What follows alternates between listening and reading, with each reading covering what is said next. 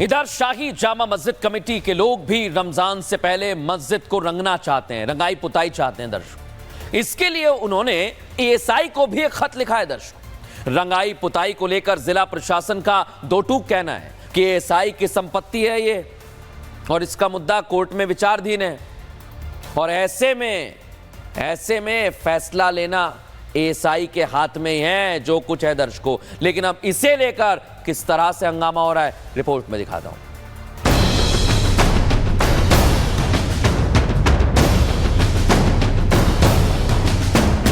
एक तरफ महाशिवरात्रि को लेकर संभल का प्रशासन खुद ही जुटा हुआ है तो उधर मस्जिद कमेटी भी रमजान के लिए तैयारी कर रही है और रमजान से पहले शाही जामा मस्जिद की पुताई कराना चाहती है।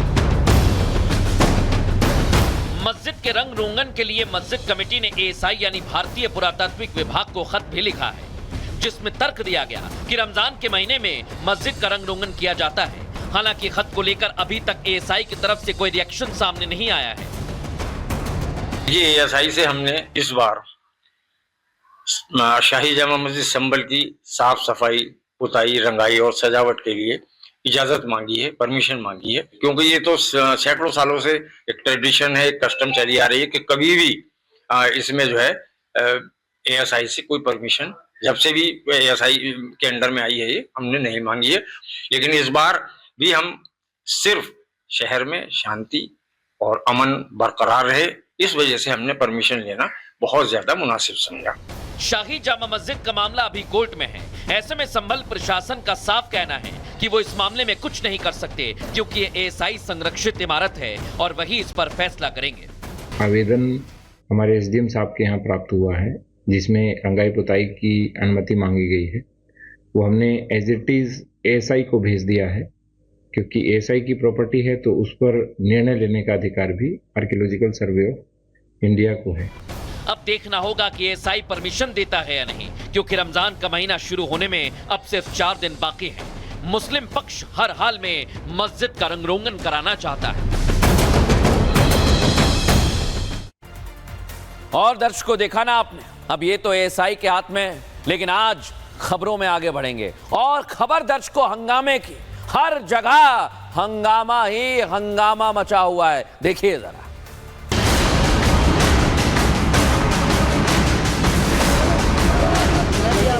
पक्ष और विपक्ष ने मिलकर अध्यक्ष के आसन पर पहुंचाया। 27 साल बाद ये दिन आया हमारे लिए बहुत सौभाग्यशाली दिन है।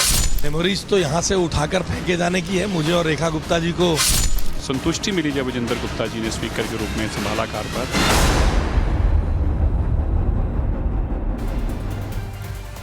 और दर्शकों एक बात तो माननी पड़ेगी कि हंगामे के बिना भारत की राजनीति के बारे में सोचना भी पाप माना जाता है। और ऐसा मैं इसलिए कह रहा हूं दर्शकों क्योंकि नेता चाहे चुनाव जीतें या हार जाएं, वो जहां भी रहें हंगामा तो करेंगे ही।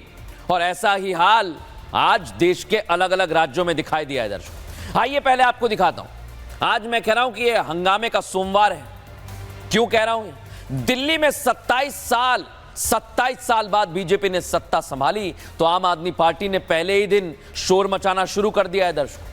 हालांकि बीजेपी इसे ड्रामा बता रही है, लेकिन यह खेल अब दिल्ली में चलता रहेगा।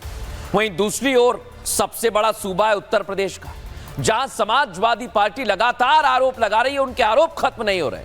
हर बात पर सियासत करते करते उत्तर प्रदेश में भी हंगामा ही आज नजर आया। लेकिन इसका जवाब आज मुख्यमंत्री योगी आदित्यनाथ ने दिया है, वो सुनवाऊंगा आपको। शोर और हंगामा सदन तक तो सीमित था, लेकिन राजस्थान में तो एक कदम आगे बढ़ गए दर्शकों। आज सदन से लेकर सड़क तक प्रदर्शन हुआ। इसे लेकर बाकायदा पुलिस आगे आई और प्रदर्शनकारियों पर वाटर कैनन का इस्तेमाल किया है। सोचिए जरा। और इसी का आज हमने हंगामेदार सोमवार का एक्सरे किया है। सबसे पहले बात दिल्ली की करूंगा दर्शकों। दिल्ली में सरकार बनने के बाद आज विधानसभा का सत्र शुरू हो गया है और सत्र शुरू होते ही सबसे पहले नवनिर्वाचित विधायकों का शपथ ग्रहण हुआ। देख लीजिए दर्शक, किसी ने संस्कृत में, किसी ने हिंदी में, सभी लोग पहुंचे। सीएम रेखा गुप्ता भी पहुंचे। विधानसभा के स्पीकर के लिए भी चुनाव हुआ और बीजेपी ने विजेंद्र गुप्ता को अध्यक्ष बनाया है दर्शक। उनके नाम का प्रस्ताव सीएम रेखा ने ही रखा।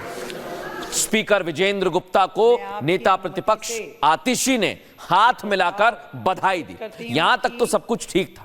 नवनिर्वाचित विधानसभा अध्यक्ष विजेंद्र गुप्ता को सीएम रेखा गुप्ता नेता प्रतिपक्ष ने उनकी कुर्सी तक भी छोड़ दिया। और कैसे उनका प्रस्ताव आया, पहले आप वो सुनिए। संघर्ष किए हैं विजेंद्र जी ने। नेता प्रतिपक्ष रहते हुए कई बार बहुत ही बुरे व्यवहार का सामना भी आपको करना पड़ा, जब कई बार आपको यहां से उठा करके बाहर भेज दिया जाता था। परंतु आपकी अध्यक्षता में चल रहे सदन में किसी भी माननीय सदस्य के साथ ऐसी स्थिति ना आए। मुझे लगता है कि आप सबको नियमों का पालन करवाते हुए अच्छे माहौल में सदन को चलाएंगे। एक बार फिर से मेरी ओर से बहुत बहुत बधाई। देखा दर्शकों आपने, लेकिन सीएम रेखा गुप्ता किस समय की बात कर रही थी आपको पता है दर्शक?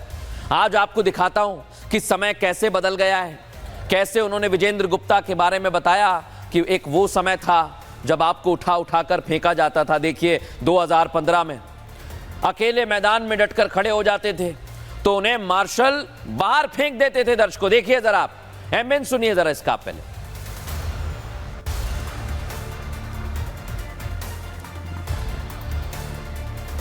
और दूसरी तस्वीर आज 2025 की उसी विधानसभा में विजेंद्र गुप्ता का समय बदला है और वो उसी कुर्सी पर जाकर बैठ गए हैं।